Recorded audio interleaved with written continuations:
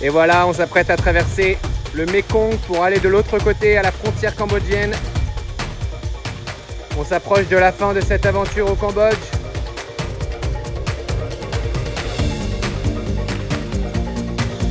Ça s'annonce folklorique comme traversée. Prêt pour cette folle traversée, Alex? Et c'est parti, on s'apprête à entamer cette traversée de l'autre côté, sur l'autre rive du Mekong, côté Cambodge, avec notre capitaine. Et c'est parti pour cette folle traversée du Mekong!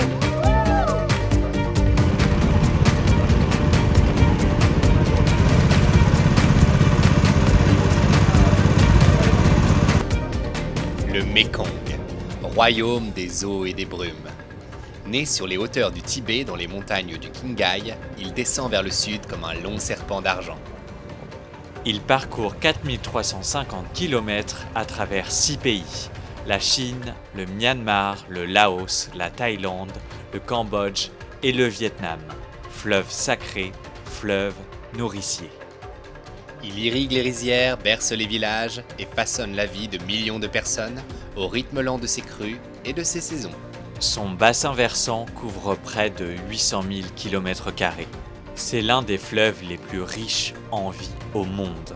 Plus de 1200 espèces de poissons, des milliers d'oiseaux, d'amphibiens, de plantes, un monde aquatique vibrant, précieux, fragile. Dans les montagnes, il est torrent impétueux. Plus bas, il devient un géant tranquille, qui nourrit le delta du Mekong, véritable grenier aride de toute la région. Autrefois, dans ces eaux calmes, glissaient des mammifères discrets et majestueux, les dauphins d'Irrawaddy. Ils régnaient ici comme des esprits du fleuve. Aujourd'hui, ils ne sont plus qu'une poignée. Mais là où le Mekong coule encore, l'espoir, lui aussi, doit continuer de vivre. Des zones protégées apparaissent et des enfants grandissent en rêvant de les voir un jour bondir à nouveau.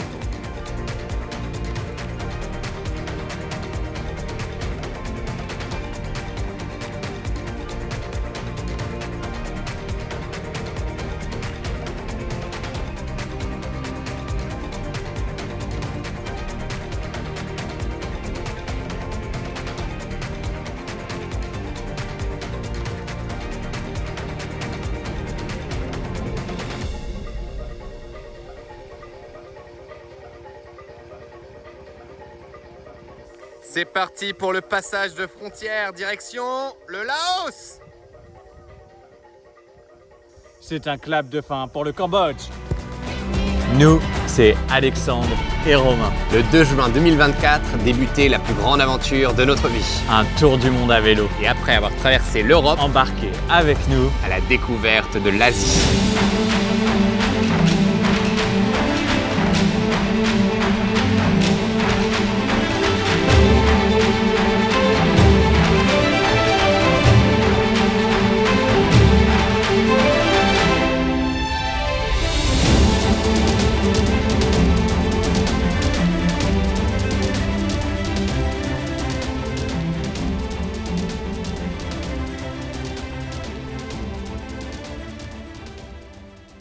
Bienvenue au Laos!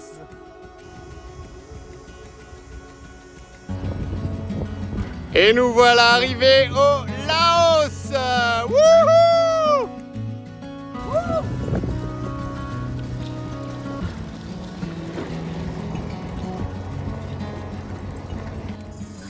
Gros moment d'émotion de se retrouver ici dans ce nouveau pays au Laos, et puis aussi gros saut dans l'inconnu puisqu'on ne sait pas du tout à quoi s'attendre. Émotion de voir le Mekong, de l'avoir traversé donc dans l'épisode précédent sur le Cambodge, qui reste un pays en demi-teinte quand même. Le pays est vraiment dévasté, ravagé. Évidemment, la pauvreté y joue pour beaucoup. Et on sent qu'il y a des pratiques, forcément les pratiques de brûler les forêts réduisent considérablement les endroits de vie pour la faune sauvage. Et ça a été très très très difficile. Les ruines n'ont pas été plaisantes pour tout le monde, mais même si j'ai beaucoup aimé, forcément à un moment donné, après plusieurs jours de ruines, On a envie de voir, de retrouver la nature surtout. C'est surtout un moment intense de se retrouver ici, de traverser ces frontières. Petite émotion.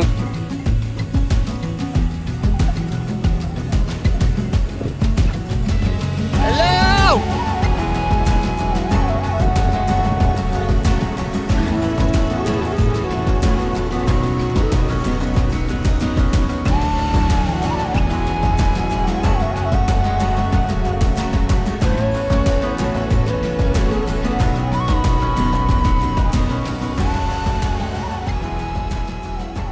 Direction le bateau. De nuit. Si le bateau il veut bien nous prendre. Et c'est parti pour une nouvelle aventure au Laos. On s'apprête à embarquer de nuit vers les 4000 îles pour 3 jours de repos. Incroyable les amis! À l'extrême sud du Laos, là où le Mékong frôle la frontière du Cambodge, le fleuve s'élargit, se divise presque à l'infini. Il devient un labyrinthe d'eau et de terre. Siphandon, littéralement les 4000 îles. À la saison sèche, les îlots émergent par centaines. Ici, pas de voiture, on se déplace à pied, à vélo ou en pirogue. Le rythme est lent. Le vent dans les palmiers, les buffles dans l'eau, les clapotis du fleuve. Tout semble murmurer. Prends ton temps. Pendant 3 jours, nous avons fait une pause, reposé nos jambes et apaisé nos esprits. Et voilà que le fleuve nous appelle à nouveau. Il est temps de reprendre la route. Alors cette nuit Brian, c'était comment? T'as l'air d'avoir passé une nuit absolument formidable. Ah ouais, que dalle. En fait, il y a eu un chien qui a aboyé toute la nuit. Mais bon, pas le choix, on va repartir. Hein. Mais bon, ça va. Et voilà, on embarque pour une nouvelle aventure sur les 4000 îles. Nous prenons le premier bac du jour. Le premier d'une longue série de 100. Ce matin, nous sommes à Dongde et on va à Dongson, juste là.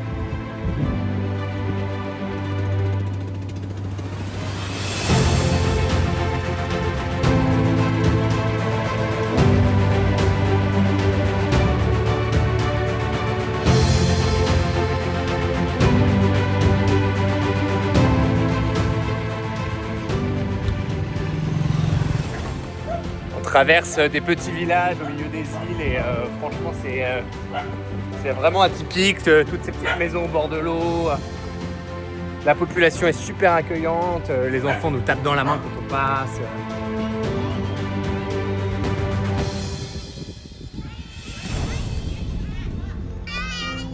Ça va Ibi?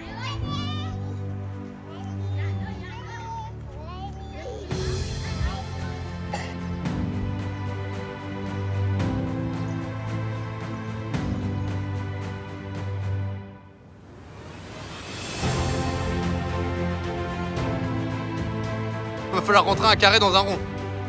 Là, c'est petit bateau.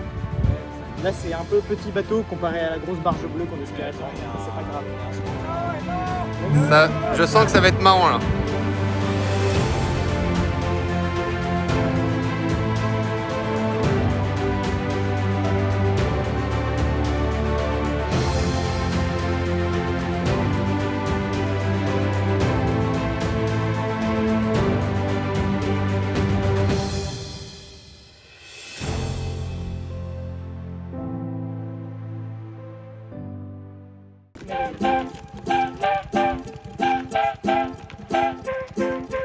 Let's go Brian.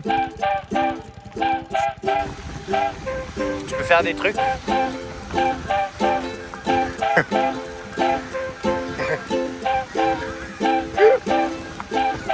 Et tu vois, tu peux être marrant quand tu veux.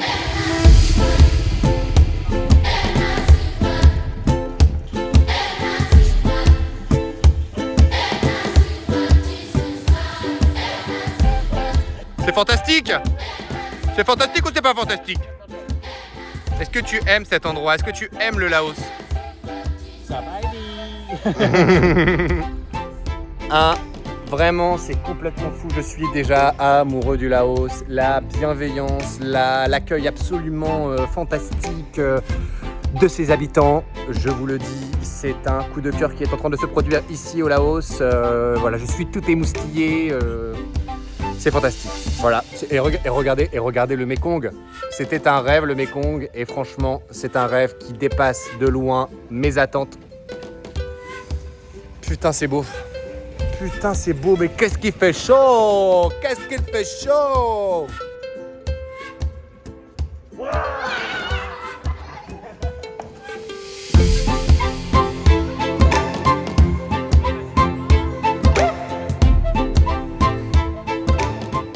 Et voilà, premier moment culturel d'importance ici au Laos. Nous allons visiter le Wat Po, un des lieux culturels les plus importants du Laos. Et autrement, l'un des ancêtres qui a inspiré très fortement le temple d'Angkor Wat que vous avez déjà vu dans l'épisode sur le Cambodge spécial temple d'Angkor. Et oui. Donc nous allons ici aux racines de cette culture légendaire. C'est la culture des clés. Donc nous continuons cette exploration de la civilisation khmer ici au Wat Po.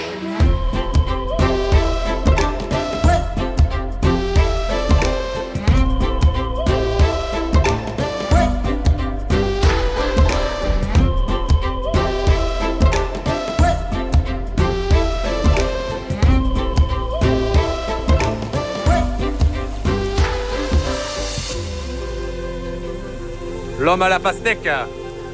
Fin de journée, demain, paxé. Mais on n'est pas paxé, nous. Mais non, on va se marier. On va pas se paxer. Allez. Et avec encore une vue splendide sur le Mekong. Avec King et Kong. C'est nul ça. Opération, on va se laver dans le Mekong et on va réparer les matelas.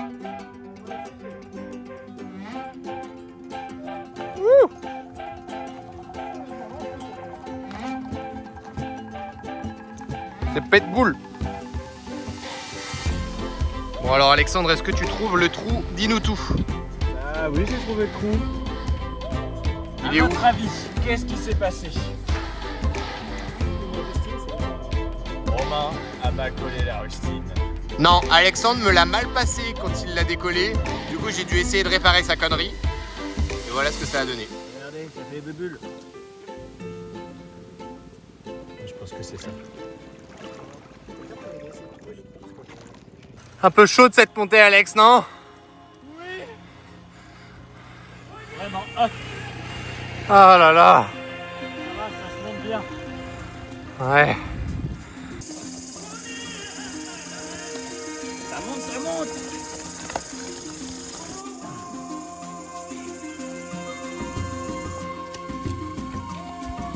Bienvenue au Laos.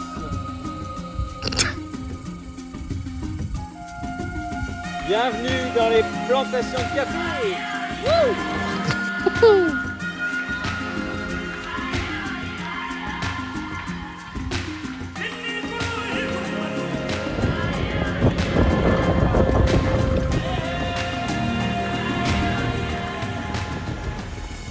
Aujourd'hui, on part à la découverte de la cascade de That Fan. C'est parti!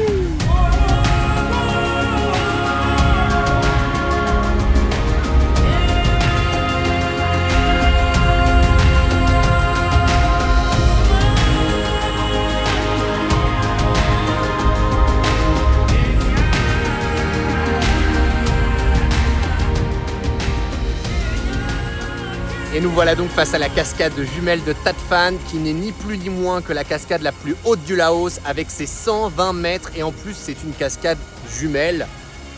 Difficile de ne pas penser à mes deux nièces jumelles qui sont à la maison.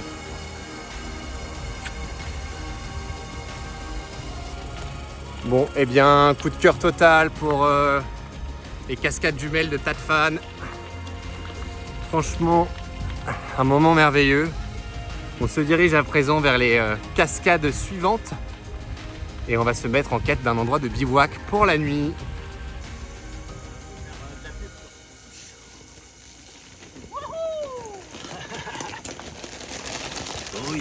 Le moine qui a accepté de nous héberger ici pour la nuit, thank you to welcoming us in this beautiful place.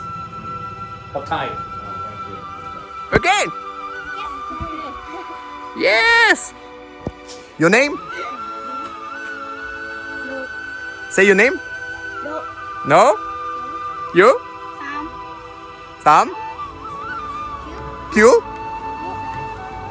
Yeah? You? You? You? Haha! Sabaidi! Check! Yes! Yes! Yes!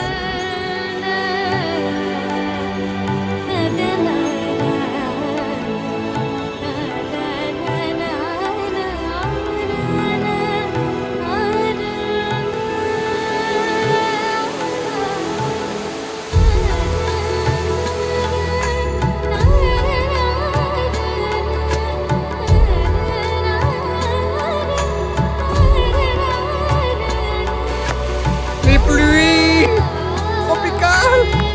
Ah. Ah.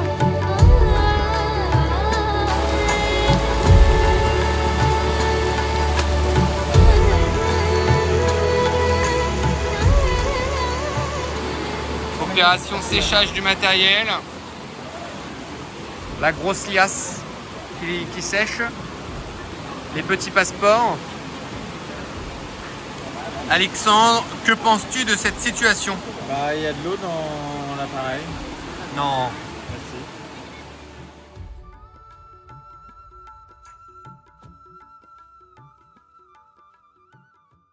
Et voilà, ce matin, on est toujours sur le plateau des Bolaven avec nos deux aventuriers en herbe qui sont juste à côté de nous. Et on vient de s'arrêter et regarder comment ça a l'air incroyable. Petite soupe de nouilles. C'est souvent ce qu'on mange ici le matin. Petite soupe de nouilles. Je vois des morceaux d'oignons, des morceaux de cébettes, de la coriandre, des tomates, bœuf. Wow, ça a l'air incroyable. Et on va où là?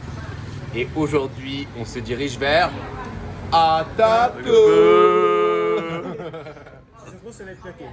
115 km, c'est ça? 115 km les gars. Ouais, Vous 300 êtes chaud? Ouais. Je suis chaud, mais 300 mètres de dénivelé positif, c'est surtout 1400 de descente, ça va être un... Oh là là. 1550. 1150. Oh, c'est très bonne nouvelle.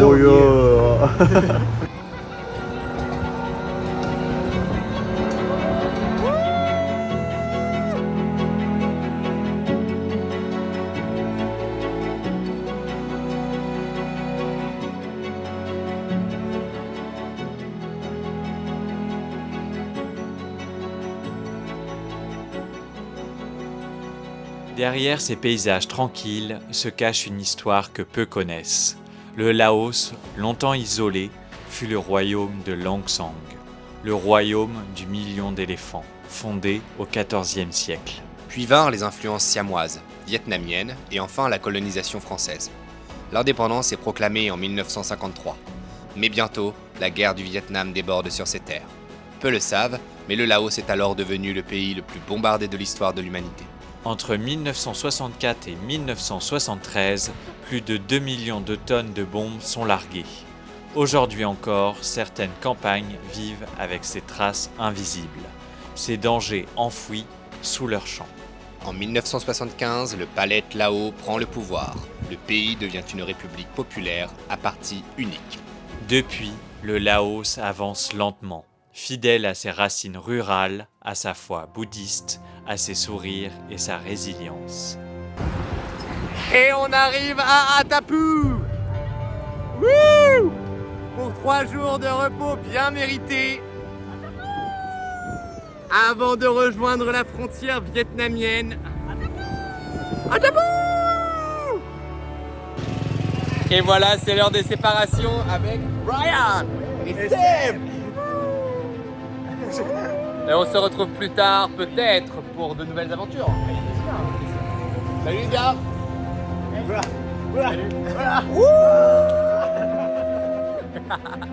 Bonne route, prenez soin de vous, take care of you. Vous aussi.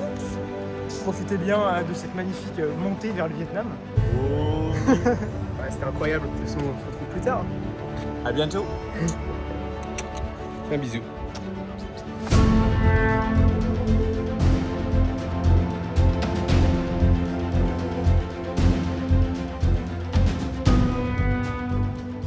Et c'est parti pour la première côte de cette journée. Il y en aura donc 3. Et nous l'appellerons la côte d'échauffement, puisque c'est la plus petite des 3. Mais nous avons déjà très chaud, donc autant vous dire que ce nom est très paradoxal. Puisqu'un échauffement où l'on est déjà chaud, quel est l'intérêt? Nous vous le demandons.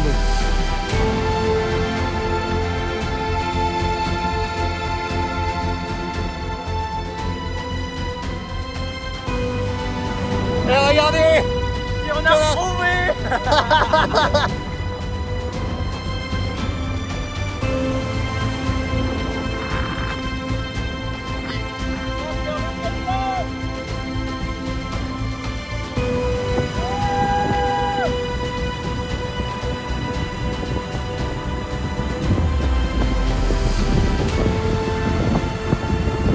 Deuxième col sur 3, 800 mètres d'altitude. C'est parti. Bon, les amis, même ceux qui ne sont pas mes amis alors qu'il est, l'heure est grave.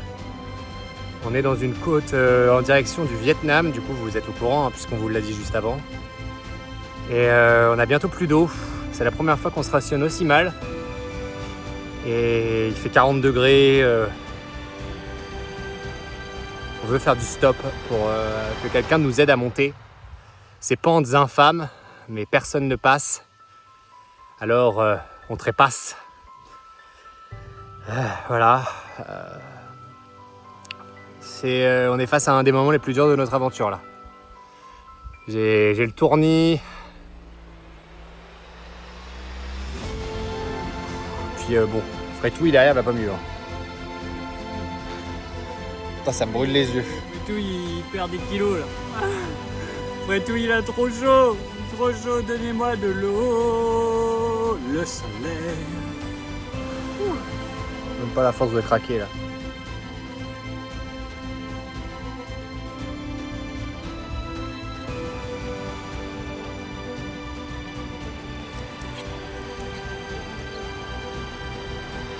Deuxième col, on l'a fait. Je vais m'évanouir. J'ai envie de vomir. Ouais, je vais m'évanouir. Je me sens pas bien là. Vraiment, ça me donne envie de vomir. En plus, on n'a pas d'eau. On va redescendre très vite. C'est parti. Allez, Go, go, go.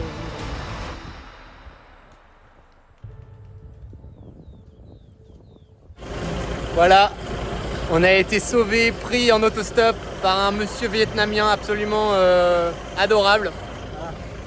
Come on. Donc voilà, c'est parti pour le Vietnam, Alexandre. Oui. En 4x4. La route elle est infâme, franchement il y a des trous partout, des camions, on n'a aucun scrupule. Donc ça sert à rien de nous mettre ça en commentaire, on n'a aucun scrupule à passer la frontière en 4x4. Nothing. Et voilà, on s'apprête à quitter cette aventure au Laos. c'est un clap de fin. Et c'est un clap de fin pour le Laos. Yes! Il y a dans ce pays une douceur qu'on n'oublie pas. Le Mékong au matin, lent comme un chant, les sourires radieux, les mains tendues sans rien attendre, les rizières baignées de lumière. Le Laos nous a offert tout cela, sans bruit.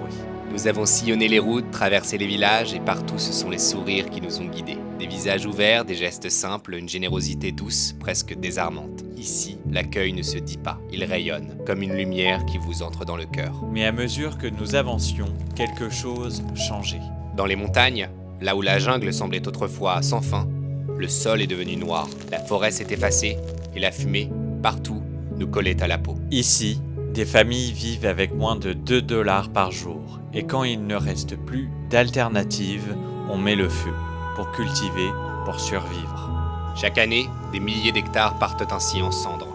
Ce n'est pas de la négligence, c'est une nécessité devenue tragédie. Ce geste, hérité des anciens, devient aujourd'hui un piège. Le sol s'épuise, alors il faut brûler. Plus loin, encore, toujours plus loin. Et pendant ce temps, Nous avons été émerveillés par ce pays, par son fleuve, ses cascades, ses visages souriants. Mais parfois, l'émerveillement ne suffit plus. Il faut regarder ce qui s'effondre. ce n'est plus une technique agricole, c'est un cri. Un cri sourd venu du fond des vallées, de la gorge des vivants que nul n'écoute. Et dans cette lumière trouble, où s'effacent les champs, Les arbres, les pistes. Il faut se demander, jusqu'où une terre peut-elle brûler avant que le monde ne l'entende? Le Laos brûle.